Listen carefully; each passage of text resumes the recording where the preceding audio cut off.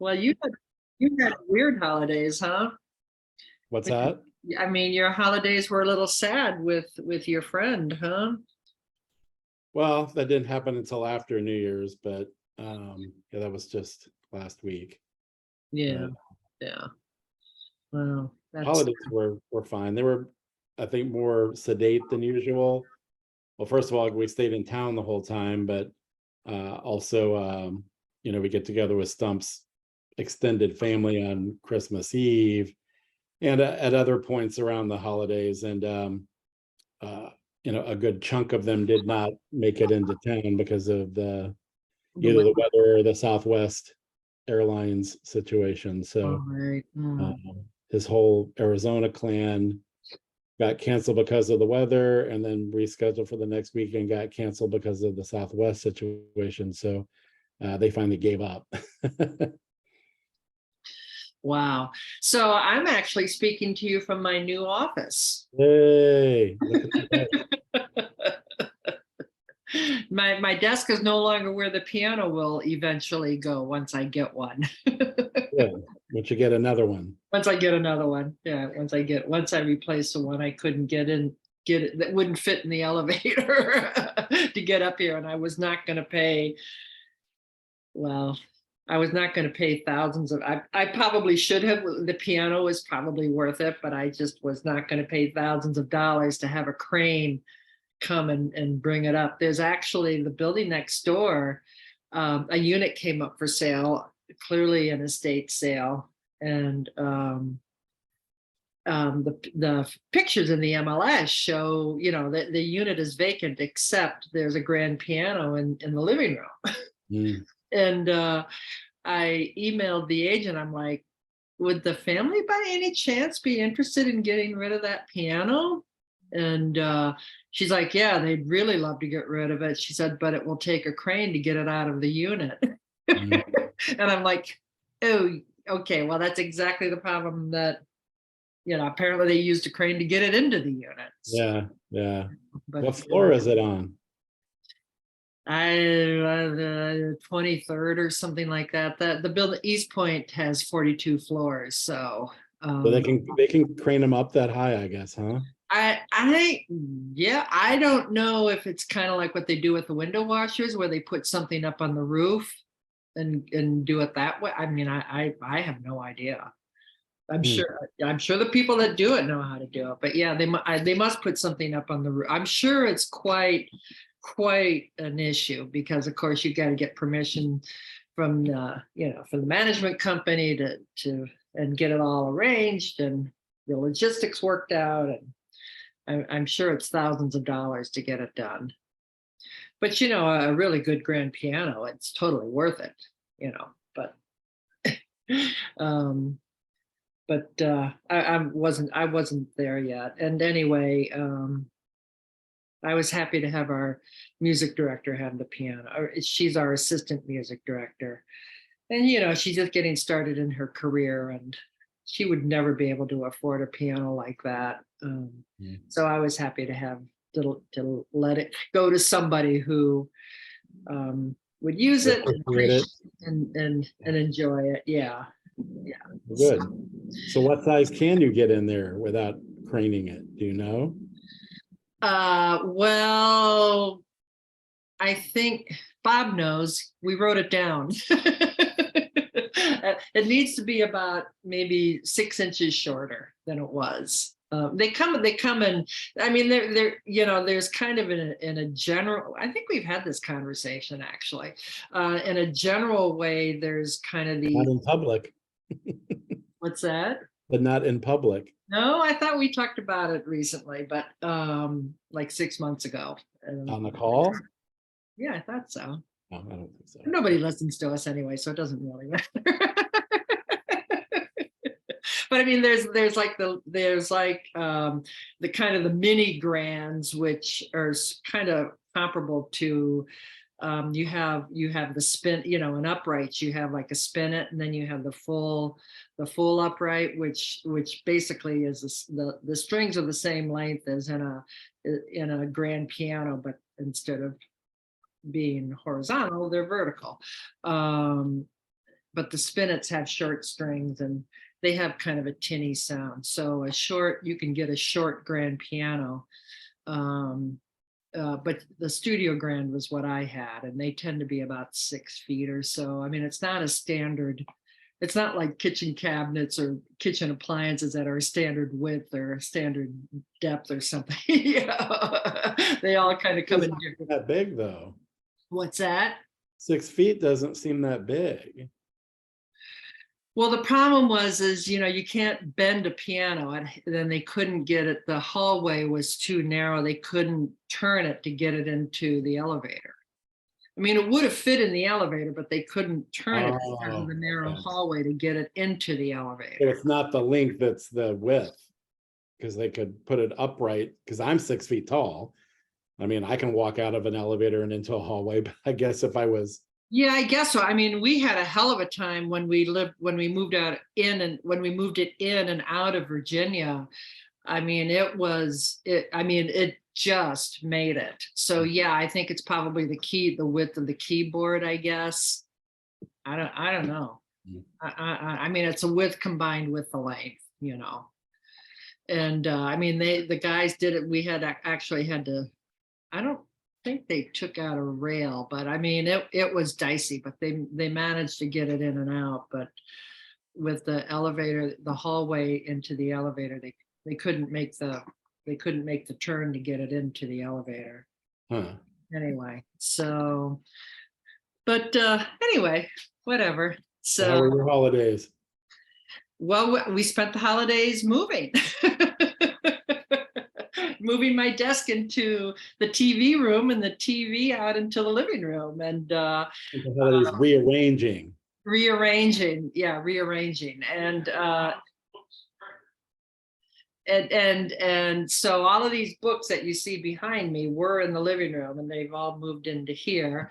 And all of our vinyl, we have a quite a large vinyl collection of records, and that's all out in the living room now, where our stereo actually is, and where our stereo has been since day one. So it's nice to have it all together, actually. And one of the things we've taken to doing, because we're not very dedicated TV watchers, so if we can't find a movie or something pretty quickly,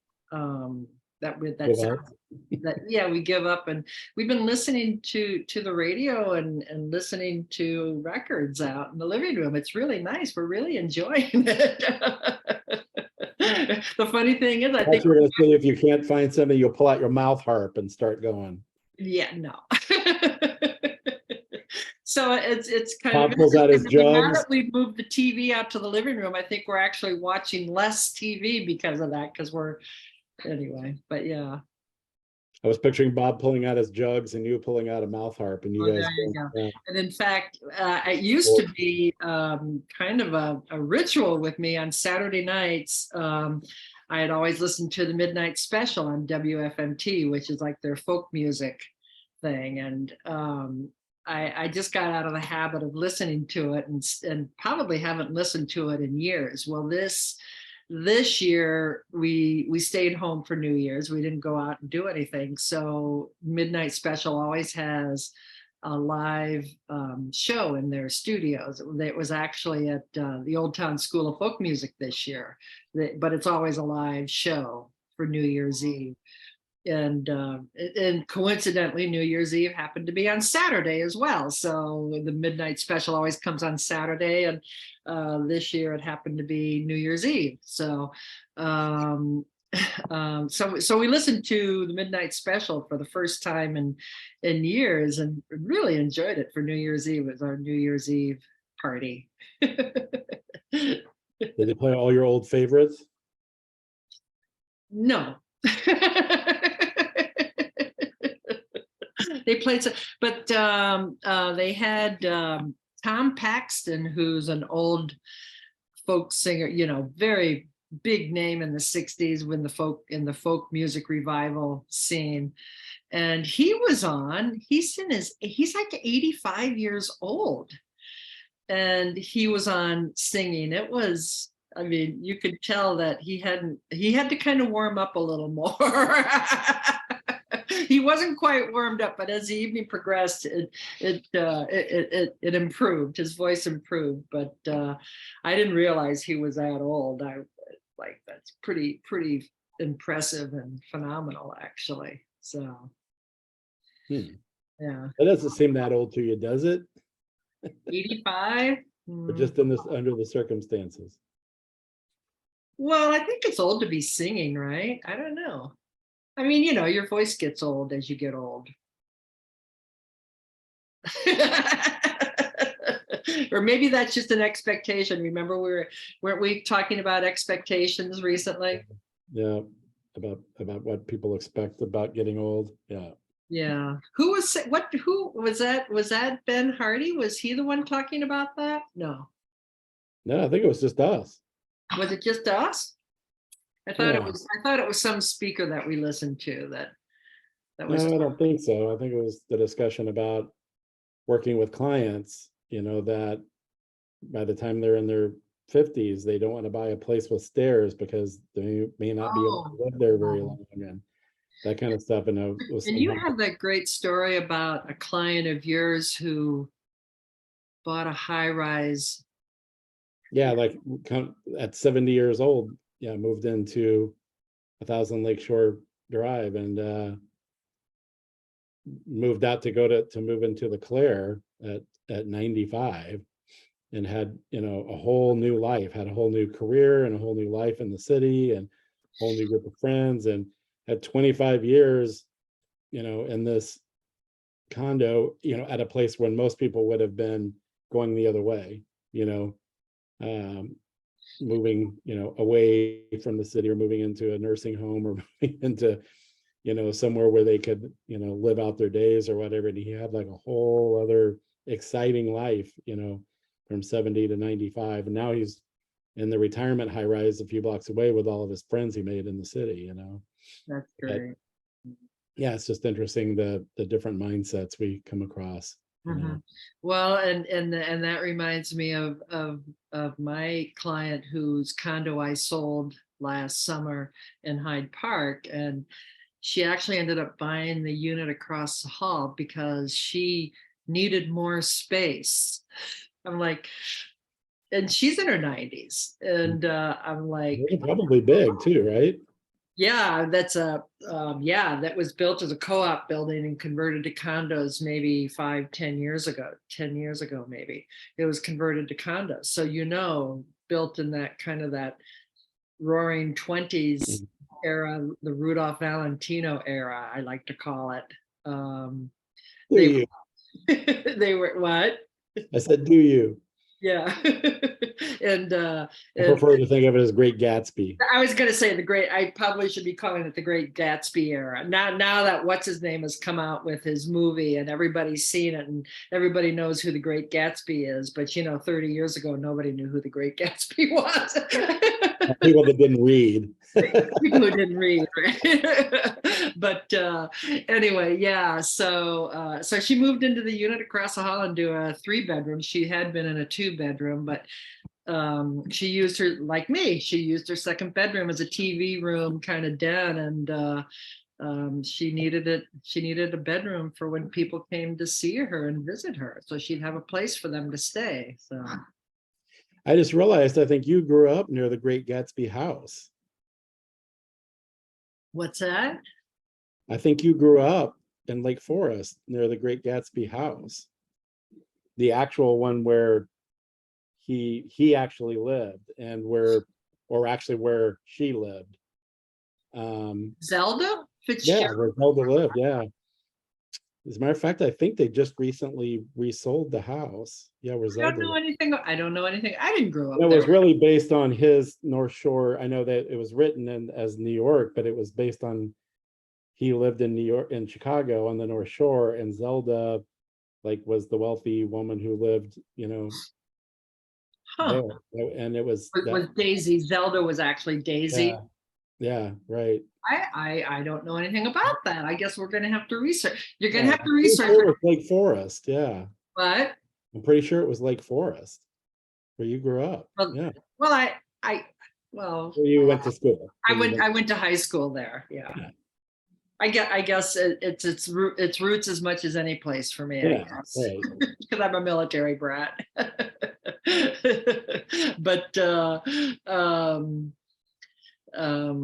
okay, so you'll have to research this and report back next week what you I think learned. you give that as an assignment to Mari. Mari. Yeah.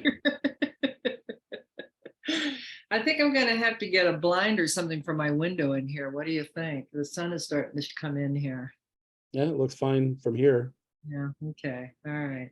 Well, all right. So what do we got going on this week? It seems like seems like the market, I don't know. I mean, I really took off. I have to say, I was tired, and I really kind of shut down for those 10 days or so, um and but it seems like a lot of, I mean, everybody kind of does. Well, I shouldn't say everybody, but most people are out of the market for the holidays and focused on family and holidays and all Yeah, I that. still feel like, I mean, the market shifted some, but I still feel like everybody's still kind of holding their breath, waiting to see exactly what's happening, because we're anticipating something, but it hasn't really quite come to fruition yet.